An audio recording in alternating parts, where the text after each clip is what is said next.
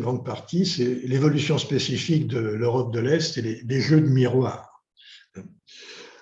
Alors, le premier point, c'est ce qu'avait dit Krastev, finalement, ce sont les migrations de 2015 qui sont à l'origine de la divergence entre l'Est et l'Ouest, ce clivage qui a commencé d'apparaître à ce moment-là.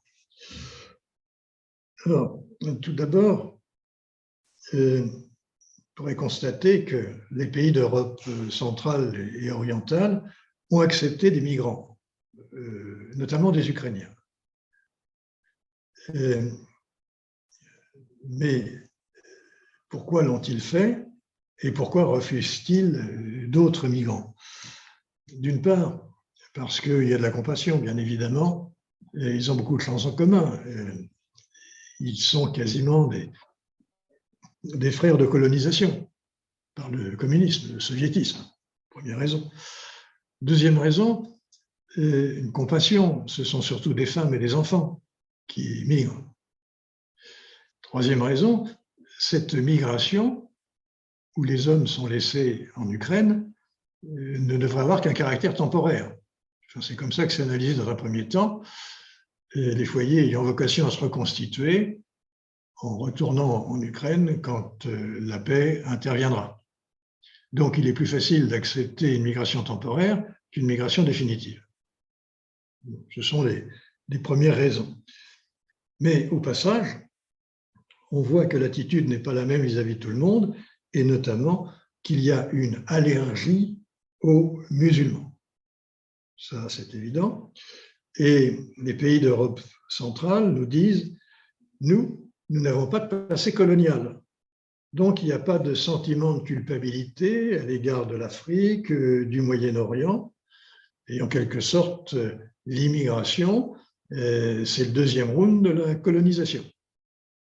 Vous avez joué le premier round, il faut assumer le second. Donc, allergie aux musulmans. Deuxième grande idée, c'est une panique démographique. Il faut bien voir qu'à l'est de l'Europe, il y a en ce moment une panique démographique, notamment parce qu'il y a une très forte émigration des jeunes actifs, brillants, individualistes, c'est ceux qui ont le plus de chance de faire leur vie à l'Ouest, parce qu'ils ont des connaissances, des diplômes, un savoir-faire. Donc, ils abandonnent leur pays dans le but de connaître une ascension sociale. Quelques chiffres. En Bulgarie, il y a 7 millions d'habitants et la diaspora bulgare, 2 100 000. Vous vous rendez compte, la partie qui a quitté la Bulgarie? Et bien sûr, c'est les plus jeunes et les mieux formés. 2 500 000 habitants ont quitté la Pologne depuis les années 90. 3,5 millions ont quitté la Roumanie. Et la Lituanie est passée de 3 500 000 habitants à 2 900 000. C'est les plus jeunes, les mieux formés qui s'en vont. Et sur place, vous connaissez un vieillissement accéléré. Vieillissement accéléré, notamment dû à la libre circulation consécutive à l'intégration de l'Union européenne. Et on voit qu'une immigration serait peut-être souhaitable pour sauver l'équilibre de l'État-providence.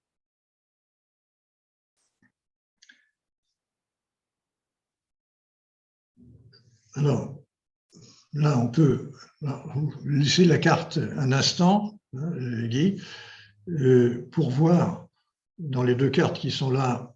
La première, c'est l'origine des migrants. Et vous voyez, par exemple, que sur les frontières de l'Est, en Pologne, les migrants sont peu nombreux, 6 000 et quelques sur la période. Et on voit que en Europe, disons en Italie, en Espagne, il y a bien plus de migrants, et aussi dans l'ouest des Balkans. la Pologne est très réticente, alors que finalement, elle est peu concernée. Ce n'est pas une question de quantité, ce sont des préjugés qui sont là. Ce n'est pas une saturation que connaissent certains pays. Si saturation il y a, on serait plutôt du côté de l'Italie, voire de la France. La France a une très grande population immigrée. Donc, voilà, même pour sauver l'État-providence, ils n'acceptent pas la migration. Et il y a une révolte populaire contre la mondialisation, à la fois qui est à l'origine d'un appauvrissement et qui est aussi à l'origine des immigrations importantes. Et en fait, il y a une tentation de repli sur une souveraineté étatique qui est toute récente, disons à partir des années 90. D'autre part, il faut savoir qu'en Europe centrale et orientale, il y a une pureté ethnique qui a été établie manu militari au lendemain de la Deuxième Guerre mondiale. Des populations ont été déplacées et dans certains cas, il y a eu des esquisses de génocide. Donc, alors que les populations étaient très mêlées, il y a eu dans certaines régions une pureté ethnique qui a été établie. Donc, notamment quand il y a eu la séparation Grèce-Turquie, il y a des Grecs qui ont dû partir de Turquie vers la Grèce. Vous avez eu des reclassements qui sont intervenus. Alors, je n'entre pas dans le détail, mais ça vaut la peine d'être regardé de plus près pour bien comprendre aussi les attitudes actuelles de l'Europe centrale. Donc derrière ces déplacements successifs et ces épurations, concerne aussi la Pologne, les Juifs, etc., on ne revient pas là-dessus, nous avons des risques de conflits sociaux et économiques, si vous voulez, après les bouleversements de la libéralisation des économies des pays d'Europe centrale. C'est quand même une libéralisation brutale et une disparition de l'État-providence dont je parlais tout à l'heure. Deuxième raison, ce sont les conséquences de la mondialisation avec les délocalisations qui ont pu s'en suivre et un appauvrissement des pays qui n'ont plus une économie compétitive. Donc, risque de conflit économique et social pour ces raisons-là, des déceptions de la libéralisation. Un des exemples, c'est la désertification de l'Allemagne de l'Est. La réunification de l'Allemagne s'est traduite par une désertification rapide, brutale de l'Allemagne de l'Est, notamment par les jeunes les mieux formés. Mais nous avons aussi un risque de conflit culturel et sécuritaire par des migrations d'autres civilisations. D'autres civilisations, notamment quand il y a une immigration, ce n'est pas simplement des bras qu'on importe, c'est aussi une autre civilisation, des mœurs, et il y a un problème d'intégration. Le problème d'intégration qui peut être un problème, disons, numérique. Si on accueille trop de migrants en même temps, on a du mal à les intégrer. L'Allemagne, par exemple, est remarquable dans sa capacité d'assimilation. La France l'a été, mais elle ne l'est plus depuis une vingtaine d'années.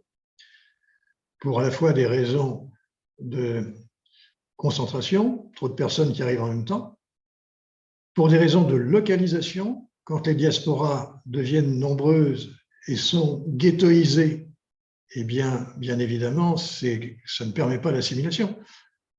Quand les migrants sont au milieu des régionaux, des natifs, eh bien, ils deviennent comme eux. Ils ont tendance à s'assimiler. Quand ils restent entre eux, avec en plus les télévisions qui permettent de suivre ce qui se passe dans le pays, on ne coupe plus le cordon ombilical. Donc, ils pratiquent toujours leur langue, leur religion, leurs mœurs. Puis vous avez encore une autre raison, c'est qu'il y a des nouveaux philosophes, des nouveaux sociologues, en général plutôt de gauche, qui disent, comme Erdogan, l'assimilation est un crime contre l'humanité. Erdogan est venu de dire ça en France. L'assimilation est un crime contre l'humanité. Autrement dit, vous devez accueillir les migrants, mais en respectant leurs spécificités, leur civilisation, leur langage, etc., et ne pas chercher à les assimiler. Autrement dit, on prépare, vous voyez ce qui risque de se passer demain, c'est-à-dire on aura du mal à faire société avec des gens qui ne veulent pas du tout s'assimiler, conservent leurs mœurs, ils conservent leur costume, et éventuellement, ils inventent le burkini, au cas où ça n'aurait pas suffi. Donc, il faut faire attention dans ces prises de position.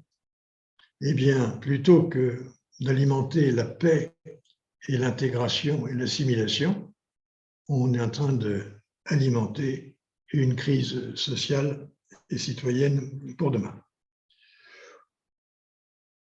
Voilà pour l'aspect démographique dans un premier temps.